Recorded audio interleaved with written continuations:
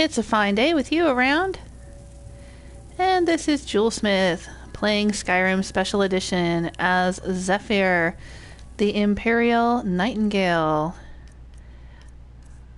Today I am going to be doing a little bit of alchemy.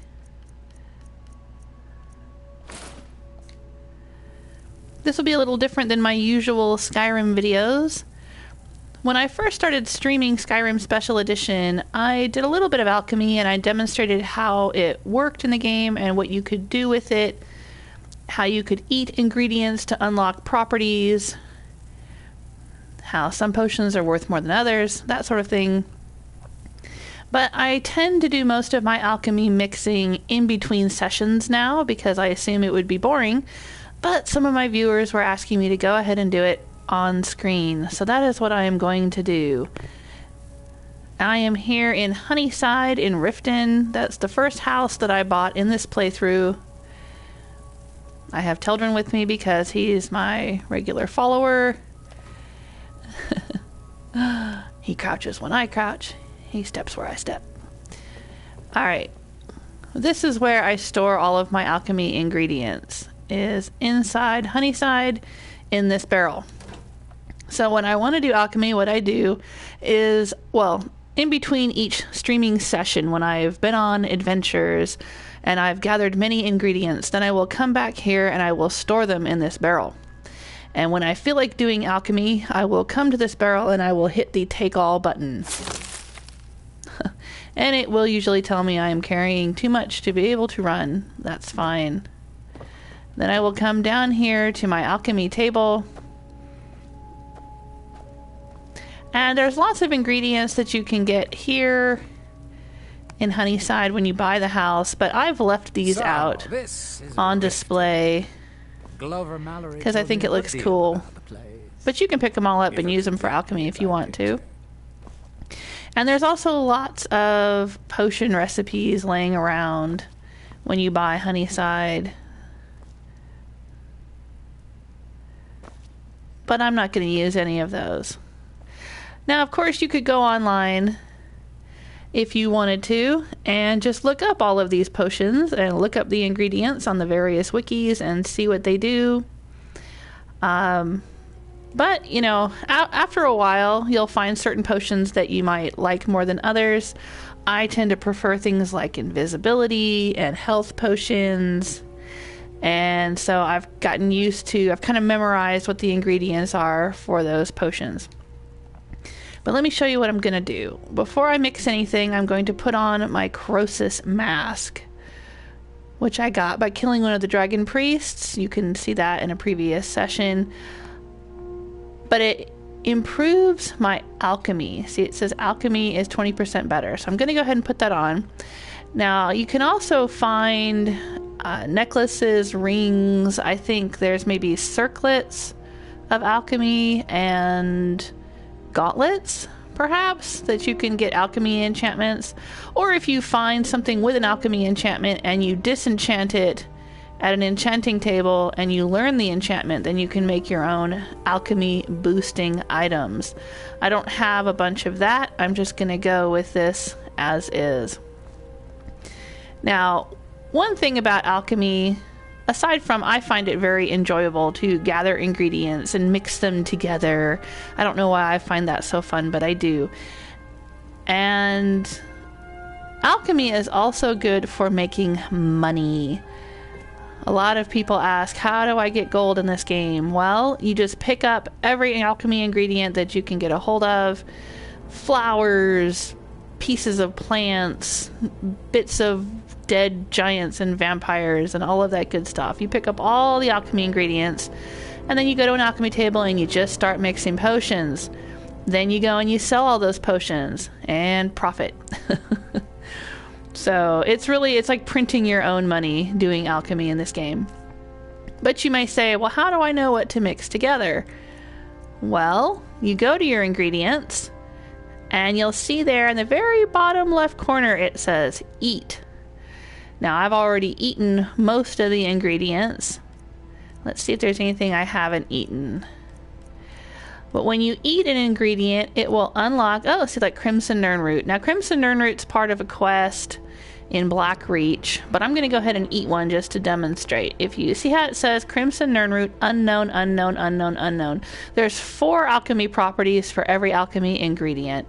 And if you eat it once, you'll unlock the first property. So you'll see most of these I've already unlocked the first properties of them because I've eaten them, and they do a tiny bit of damage. You'll kind of go ugh and turn green or something for a few seconds, but it's not gonna hurt you. It's not gonna kill you. I'm not gonna eat that human heart just because I don't like necromancy or cannibalism, so I'm just not gonna do it. But everything else, I have even eaten the nasty giant toe. So there you go. Which I guess that's not really cannibalism, is it? But probably not yummy, because if you've ever looked at one of those gnarly giant toes, it's not good. Okay, Scathecraw or Scathecraw, however that's pronounced, that's a plant that I just picked up on Solstheim, so let's eat one of those. Now we know that one of its properties is Ravage Health. So you do this with every alchemy ingredient that you find, and generally alchemy ingredients are spread out. There'll be, oh, Trauma Root. Now, Trauma Root also comes from Solstheim. It says, I learned weakness to shock by eating that. But anyway, a lot of the ingredients are spread out around Skyrim in specific locations. Like Yellow Mountain Flowers, there's going to be a lot of those in the Ancestors Glade. I think they're added by the Dawnguard expansion. Vampire dust, you'll often find that when you kill vampires. There's lots of tundra cotton and red flowers and blue mountain flowers and purple mountain flowers all around Whiterun. You'll find a lot of snowberries up in the northern cold climates. We were just at a location with Vilcus getting the fragments of Wuthrad back the other day, and we found a place, Driftshade Refuge, had tons of snowberries all around it. Yeah, so, and every so often when you kill a deer or something, you might get antlers. If you kill a slaughterfish, you might get slaughterfish scales. And of course you'll find a lot of these things also in dungeons. Poison blooms came from, we were in the Forgotten Vale. I think that's where we were finding the poison blooms. But anyway, so I've eaten all of these ingredients and I've unlocked at least the first properties of each ingredient. Hi, Dino1720. Thanks for joining us and saying hi in live chat. I'm just doing a little alchemy today. I didn't get a chance to stream yesterday, so I'm going to do a little... This is Friday, so normally for me it's Fallout Fridays, and I did a little Fallout video earlier, but I'm going to stream a little Skyrim too because I didn't get a chance to do it yesterday. Alright, so we're going to bend over the alchemy lab. Now, because I've eaten the ingredients, and I know at least one potion that each ingredient will go into, it gives me this menu over here. The ones that are grayed out means that I have one ingredient that I can use to do Fortified Two-Handed, but I don't have 2 ingredients. And every potion takes at least 2 ingredients. You can use up to 3 ingredients, but it's optional. And there are some potions that will give you multiple effects if you make them with 3 ingredients. And we'll see that in a little bit. But the ones that are lit up in white, that means I have the ingredients to make them. So, this is See, I have 1 death bell ingredient, but not any others for the slow. It looks exactly as I pictured.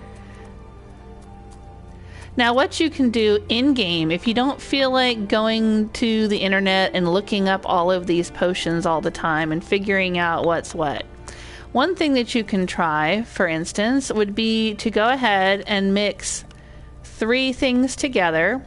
Now, you'll see there how... I'll take that off. And when I just use Salt Pile and Scaly Foliota, I make a potion that's only worth 70, and it says the target is 16% weaker to magic for 30 seconds.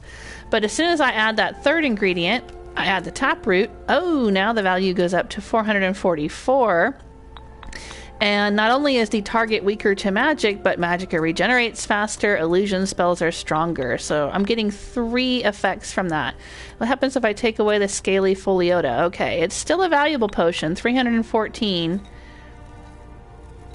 but it removes one of the effects. So you can make these. Now, I wouldn't necessarily use this, because if I used it myself, my magicka would regenerate faster, my illusion spells would be stronger, but I would be a little bit weaker to magic for 30 seconds. Okay. Maybe it's worth the trade-off.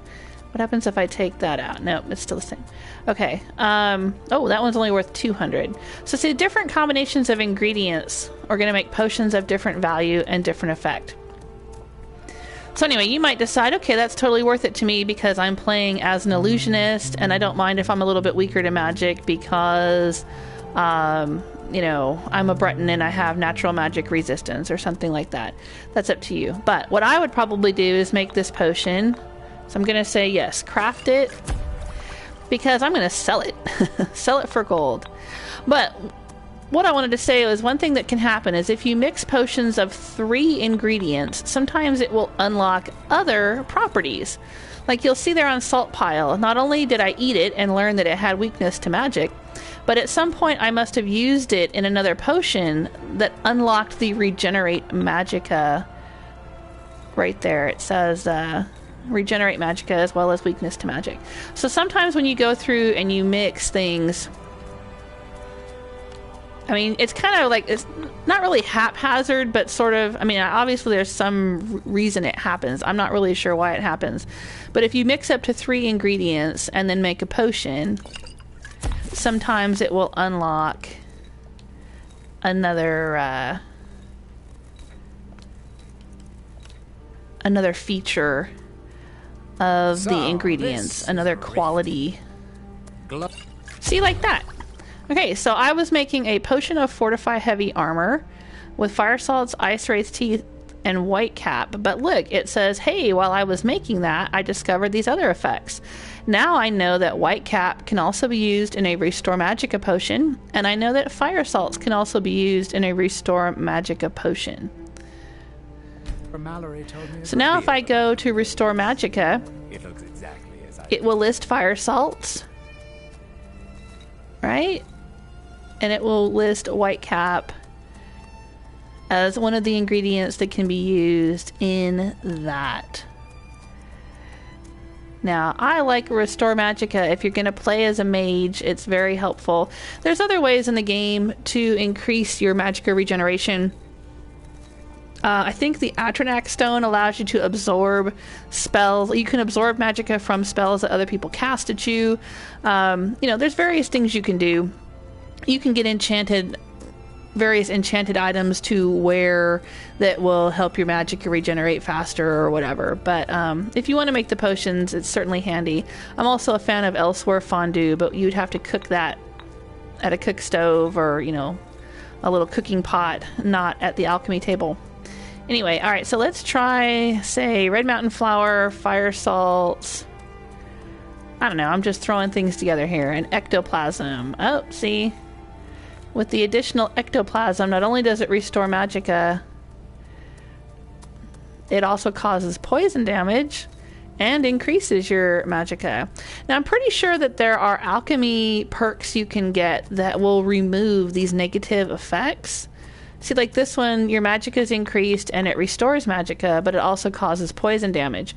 But if you had the right perk in alchemy, I think that's it's possible to remove those negative effects. Let me check. Let's look at my skills for a second and see what perks are in alchemy. Hey, Herman, how are you doing? Thanks for joining us and saying hello. How are you feeling lately? We're looking at alchemy today. This is kind of an in-depth look at alchemy. Alright, so these are the perks you can get. If you take the alchemy perks, these will make your potions and poisons much stronger. This will make the various restore health, magicka, and stamina potions more powerful. Potions with beneficial effects will have a greater magnitude. Or you can branch over here and be a poisoner. Poisons you mix are more effective. Poisons applied to weapons last for twice as many hits. That's pretty handy. Because you can use poisons and put them on your arrows or on your blade, but they're only a one-time use thing. But I guess with this perk, they would be for 2 uses, I guess. Experimenter. Eating an ingredient reveals the first 2 effects, not just the first effect. All right, so if you really wanted to go with alchemy, this would probably be a good perk to get early in the game while you were unlocking alchemy ingredients. Ooh, you would get 50% resistance to poisons with snake blood perk. What is this one? Green thumb. Ooh, you could gather twice as much ingredients from plants. And then purity. Yes, this is the one. All negative effects are removed from creative potions, and all positive effects are removed from created poisons. So that would be the perk you would want if you wanted to be able to make the potions like I was showing you without the negative effects. Those multiple ingredient potions.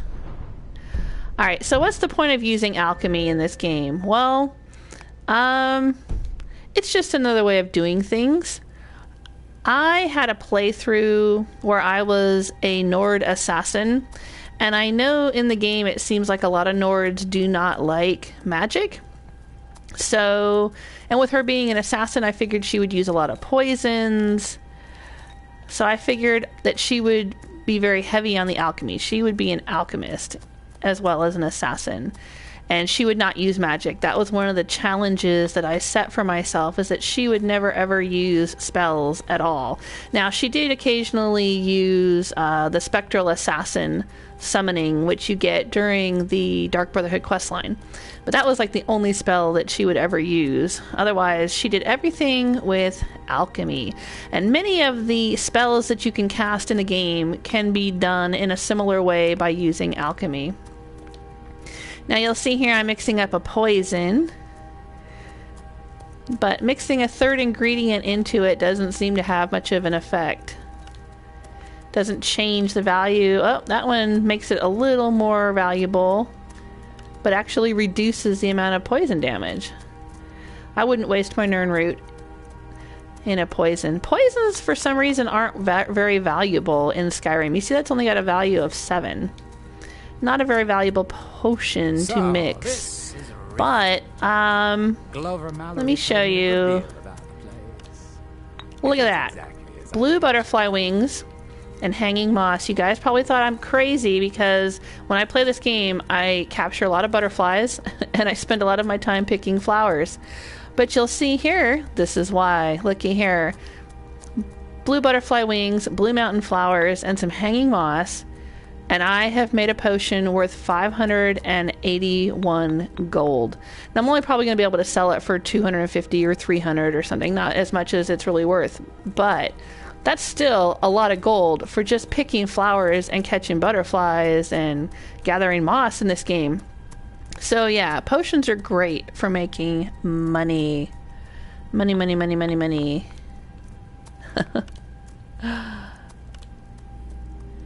There are spider eggs too. That's a pretty good one.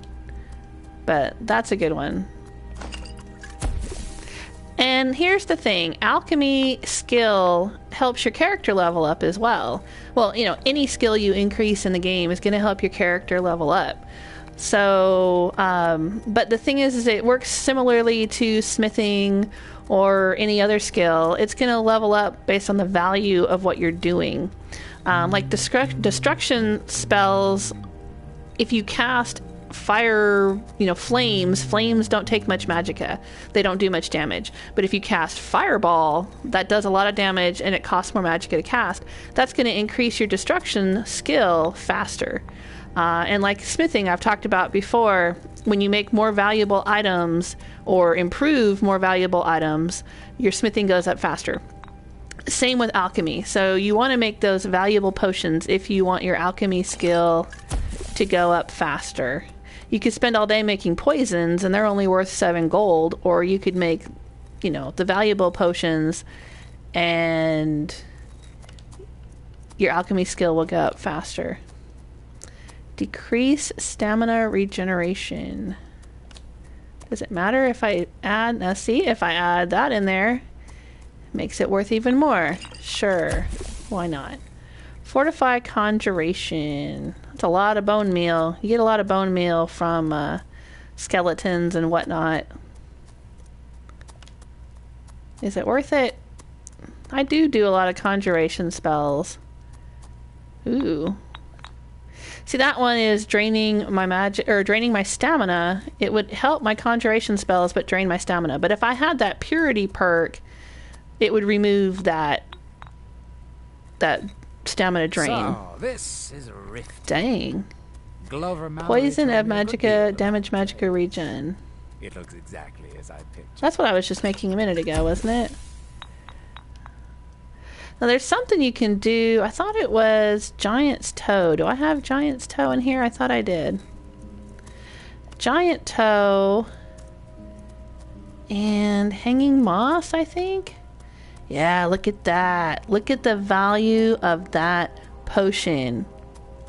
Yeah, that's what I'm talking about. Now let's see what happens if we add... Look at that. Look at that. That's 4-digit numbers there. So, okay, so Blue Mountain Flower, Giant Toe, and Hanging Moss make a very valuable potion to sell. If you're looking for gold, I mean, you can make a few of those and be buying Breeze Home in no time. So, it's definitely... now, I know it's not easy to get a Giant's Toe early in the game. But as you start leveling up, I'd say around 20, 25, it should be pretty easy to kill a giant, especially if you have help, if you have a follower, and giants are slow. You know, one trick you can use is to go to a giant's camp and then kite them somewhere else. Like in Whiterun, there's a giant's camp not too far from Whiterun, and if you piss off the giant and then get him to run after you, he won't be able to catch up with you, but you can kite him over to the watchtower, where we first killed the very first dragon in the game, and then the guards there will help you kill the giant.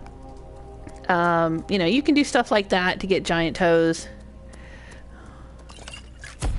But, yeah, that's a very valuable potion. Look at that. Hey, Brad Peaks. Brad Peaks says, hey, Jewel. Hey, you. Thanks for joining us. Herman says, feeling fine, thank you, and you? I'm pretty good, thank you.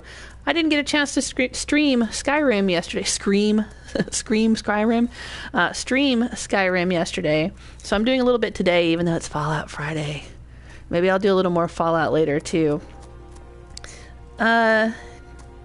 Dino says, I'm level 55 now, and I should work on my alchemy. Yeah, I think that's... I'm at level 57 at this point, and it's starting to get difficult to level up. Not only because the higher in level you go, the harder it is, right? The higher your skills are, the harder they are to increase. The higher your level, the harder it is to get to the next level. You know, it's real easy to go from like level 10 to level 20, but going from level 70 to level 80 takes a long time. So yeah, you end up getting to the point around level 50 or so that you start using skills you haven't used before, because like I would prefer sneak and snipe. I like my archery and my sneak skill, but they're up to 100. My pickpocket's up to 100. You know, so I'm having to use a sword and shield, or, you know, do alchemy or something. My smithing's up to 100. Now I could reset them. I could do that legendary option. Let's take a look at that. If I go into my skills,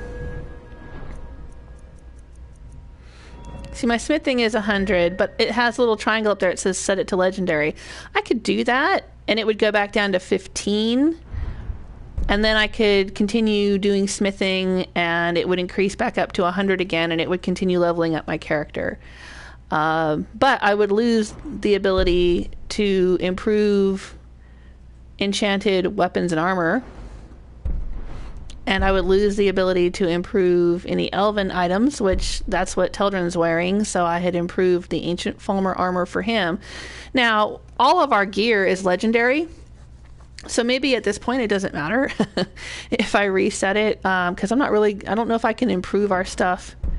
Well, I don't know. I guess if I get more and more powerful, if I have fortify smithing potions and fortify smithing necklaces or jewelry or whatever, I might be able to continue pushing our stuff better and better. I mean, it's not going to get any better than legendary quality, but it could certainly get better as far as the armor rating and the damage that they do. So I don't know if I'm going to reset smithing anytime soon, but I might eventually. But like archery, if I reset that, then everything, I would lose all these perks. I mean, they would go back into the perk pool and I could spend them again, but then my archery would suck. And at this point, you know, I don't know if I want to be sucking at archery when I'm trying to fight really powerful enemies. Sneak I might reset. I do a lot of sneaking, but I don't necessarily, it's not necessarily vital to my playstyle. I'm not doing the assassin build where I'm having to get up really close and backstab things. If I was doing an assassin build, I probably wouldn't want to reset my sneak. I'd want to keep it because I would want to be able to sneak up right behind somebody and, you know, stabby stab them, right? With the backstab and the assassin's blade doing 15 times normal damage. But I'm not doing that so much. So I might reset that one. Might reset that one too. Why the heck not? Now, I mean, the whole reason for me getting to 100 with that one was so I could take off Teldrin's mask. But now that I've taken it off, I really don't need to have a high lockpicking skill. Maybe I could reset that one. That's definitely something to think about. And I would get all those perks back, and then I could spend those perks on something else if I wanted to. Like, I've been doing a lot more destruction and conjuration and stuff lately, and I'd like to have some perks in that so that it doesn't cost me so much to cast spells. You know, like if I want to cast a healing spell, it might be nice for it to not cost as much magicka, because I don't have a lot of magicka. Anyway. So there you go. But yeah, so I just, you know, I come down here every so often in between streaming sessions, and I'll mix up a bunch of potions. Fortify smithing, for instance. You know, I might mix up some of those. Blisterwort, glowing mushroom. Spriggan sap's not as easy to come by. You'd have to get that by killing Spriggans, but glowing mushroom, you're going to find that all over the place. If you go down into Dwemer dungeons or go underground and fight Falmer. And blisterwort, that's another mushroom that grows all over the place. You'll find a ton of that too if you go down into dungeons a lot. So I always keep my eye out for that so I can do fortify smithing potions. That's one I use quite a bit. And then invisibility. That's one that not only is it very valuable. See that? But, you know, invisibility potions, I mean, come on. You know, those are always handy. But for those, you would need the Chorus eggs, which I wouldn't say they're easy to get, but there's certain locations where you can get tons of them. Underground. When you're fighting Falmer, you might find like a big old Chaurus nest. Like I think we did when we were doing some of the Thieves Guild quest stuff with Karliah and Brynjolf. We came across we were chasing Mercer Frey. Remember that one? And I think I picked up a bunch of Chaurus eggs there. Luna Mothwing are pretty easy to get because those are the little glowing butterflies. Well, moths, I guess. The little glowing bugs that you'll see at night. And they usually hang out in the same places where butterflies will hang out during the day. So if you know that there's certain places where you see lots of butterflies during the day, go back there at night. And that's usually where there will be a bunch of Luna moths. I tend to grab Luna moths, you know, out in the wilds at night, or I think I've gotten several at Solitude and Riften. There's usually some right out my front door of Honeyside if I show up there at night. You'll get a ton of vampire dust if you do the Dawnguard questline. And Nirnroot. Nirnroot's not that hard to find either. It's usually growing under bridges. Glover Mallory told You'll me hear it, about you know, it makes the little nernroot noise. It looks exactly as I did. But you can also find some off the coast. There's some respawning nernroot off the northern coast near Dawnstar, by the Dawnstar Sanctuary, the Dark Brotherhood Sanctuary up there. Along the coast, if you go out there in the dark, in the middle of the night, you'll see little patches, little glowing spots just out in the water on the little islands just off the coast. And you'll be able to grab a bunch of nernroot, and then if you go away for a while and come back later, it'll respawn. You can grab more. But let's see here. So this one I would be invisible. My health would regenerate, but I would lose a little bit of magicka for... Yeah, that's worth it. Totally worth it. Or I can just sell these for gold. Or make them to increase my alchemy skills so I can level up my character. What the heck? Looky here. Here we go. And... I made level progress.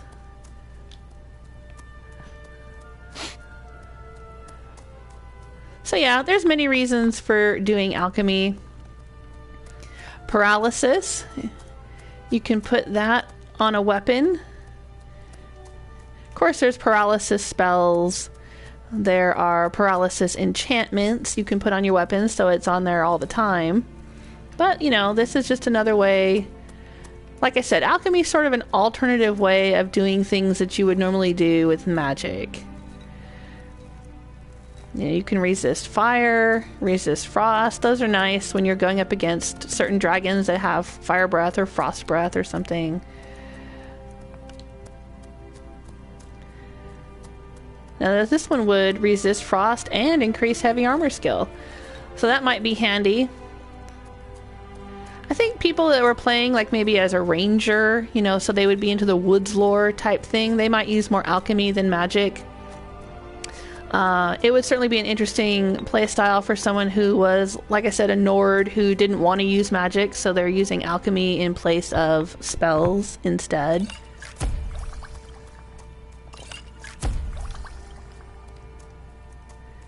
Resist magic.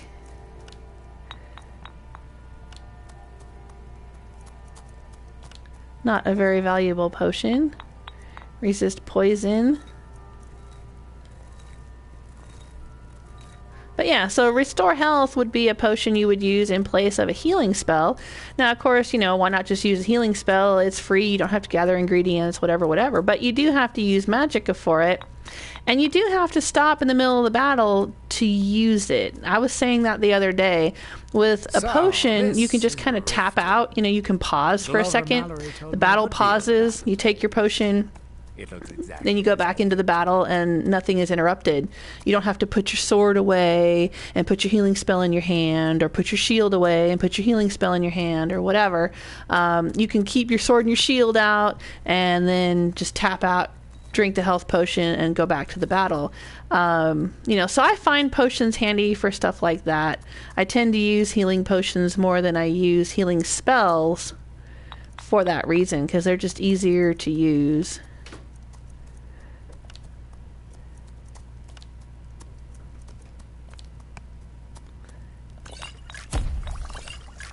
They're not incredibly valuable, but they're easy to make, easy to use. Restore stamina, I guess, would be really good for someone who's playing as a warrior. If you're doing a lot of those power attacks and your stamina's run down very quickly, you'd want to restore that stamina. I'm just curious if I'm going to unlock any properties. There, see? You got to do all three, though. You can't just do it with two. I don't think you can unlock any extra properties with just 2 ingredients. It tends to happen to me when I make a potion with 3. So there, I learned that pearls will help me resist shock, and I learned that pine thrush eggs will also help me resist shock. Okay. So now I know if I go to the resist shock. See, now pearls and pine thrush eggs show up there as well in the menu. Man, I have a lot of bear claws. And honeycomb. What happens if I mix them with a torch bug? Anything? Nope. Wisp wrappings, saber tooth. What happens if I mix that? Nothing. You know, so it's kind of fun to experiment. Just see what happens. I enjoy it anyway. Ooh. Alright, so that does more than restore stamina. Interesting.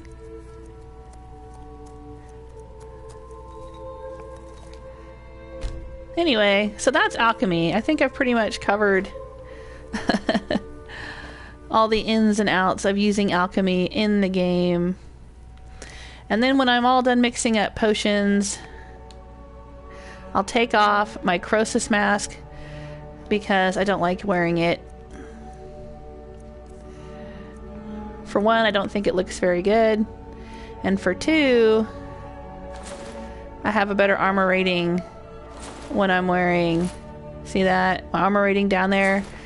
When I don't have the Nightingale hood on, it's only 342. When I put on the Nightingale hood, it's 640. Because I have a light armor perk that makes my armor class higher if I'm wearing a matching set. I think that's what it's called, the matching set perk in light armor. And then I creep up the stairs and I put all of my ingredients back in the barrel.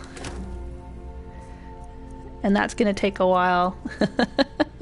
Which is one reason why I do it off camera instead of doing it on camera. I just sit here and hit the button and put everything back.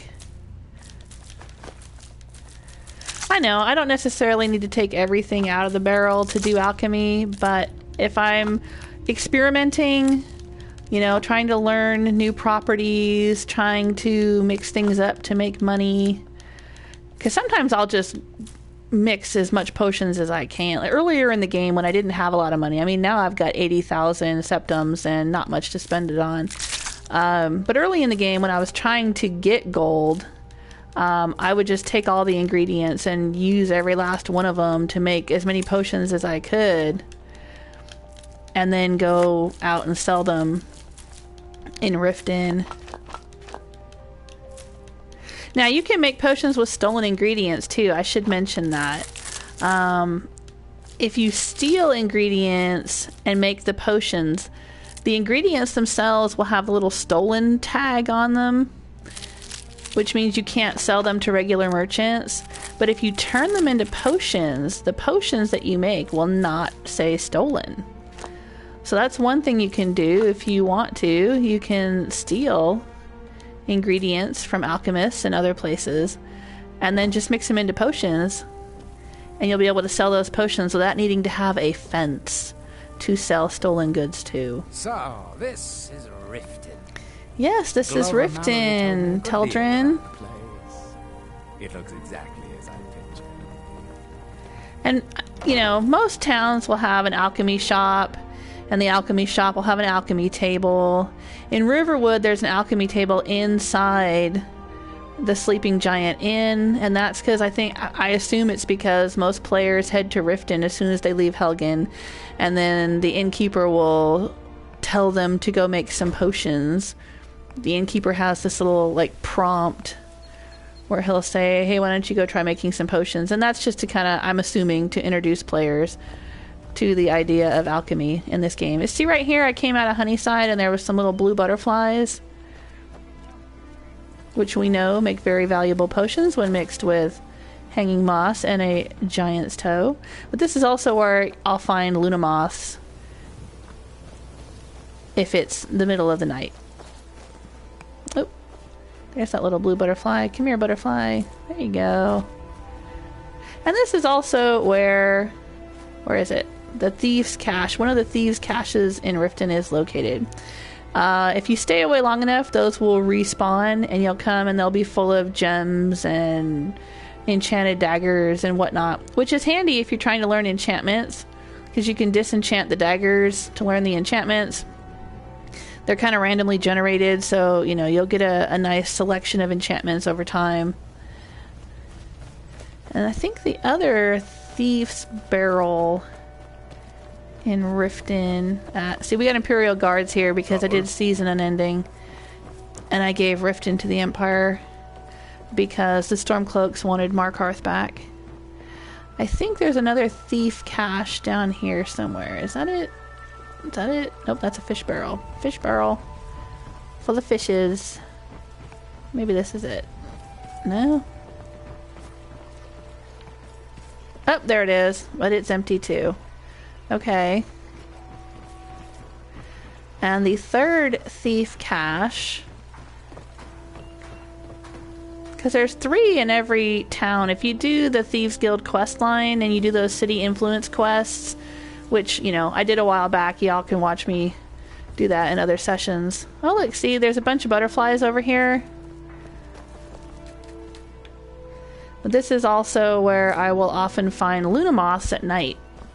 Is over here in this corner next to the orphanage. See?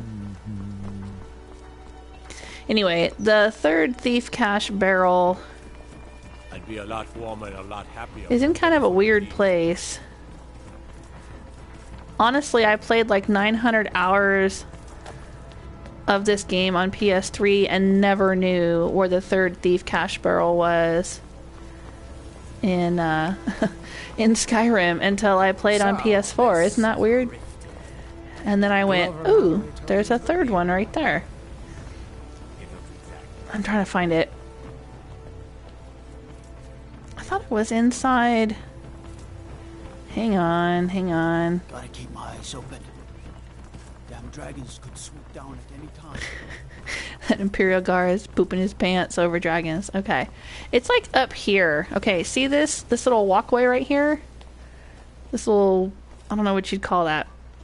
It's not a bridge exactly because it's not over water, but you know what I'm talking about. Up there. That's where the thief cache barrel is up on top of there. And in order to get to it, I think you have to go through the guardhouse. Let's try it. Mistvale Keep Barracks, yeah. Ooh, Dragon's Tongue. I think Dragon's Tongue is for resist fire potions. Let's go in here. I'm pretty sure if you go in here... Hi guys, don't mind me. And you go out here. Trying to find that barrel. Why? Why not? Oh, hey. Hey, Legate Massengill. Are you a douche? The Legion's always looking for strong, capable warriors. Yeah, man, I don't like the Thalmor, but I don't know. Not all High Elves are Thalmor. That's the thing to keep in mind. Damn Stormcloak rebels. Yeah, okay. Yeah, that's something to keep in mind there. Is, maybe it's out here. No, that's the Jarl's Chambers. I don't want the Jarl's Chambers. Because I thought that, like, all High Elves... Oh, hey, how you guys doing? Coming out of your ears. No, it's not fur, because I cured myself of lycanthropy, so you guys shouldn't be saying that anymore. I shouldn't have any fur growing out of my ears at all. Maybe back out here? I don't know. I'm not sure how to get up there. I'm gonna look like such a goober not knowing how to get up there. Maybe I have to go up here. Yes, Dovaki. How can I help you? Oh, there you go. That's proper respect. I like you. When I take over the world, I won't kill you. I find your hand in my pocket. I'm going to cut it off. What? Dude. You were just nice to me, and now you're being a jerk. Anyway, yeah, I kind of mistakenly used to think that all High Elves were Thalmor, right? But Thalmor, if I understand correctly now, Thalmor are the special agents of the Aldmeri Dominion, and the Aldmeri Dominion, while it does control the Somerset Isles, which is the land of the High Elves, the Altmer, that doesn't necessarily mean that all Altmer agree with the Aldmeri Dominion. And in fact, if you look at the lore and you go far enough back, in the first era, when Saint Elysia first held an uprising and threw off the chains of slavery, humans were enslaved by elves. She had some of the elves as her allies because they disagreed with keeping humans as slaves. So, you know, it's not necessarily that all Altmer are bad, or that all Altmer are Thalmor, but, anyway. There's the third thief cache barrel. We found it. See, it was up here, like I said. Seems like kind of an odd place to put it, but okay. And we had to get there through the Mistvale Keep barracks. Hey, Starfish Central. Starfish Central says, "Hi, Jewel. Thought I would pop in and say hi." Thank you. Good to see you. How you doing? How's your channel? What is it? Dragons? You've been making lots of videos? I didn't get a chance to stream Skyrim yesterday.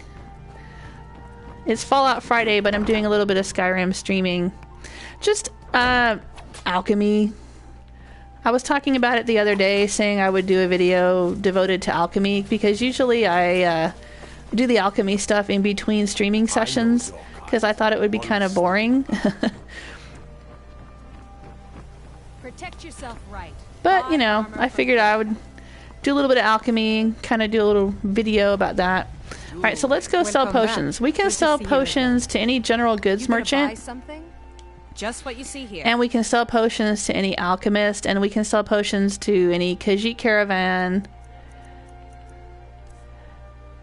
See, so all these potions that I've made, I can sell them to her and get a bunch of gold. Actually, I need batteries. Do you have batteries?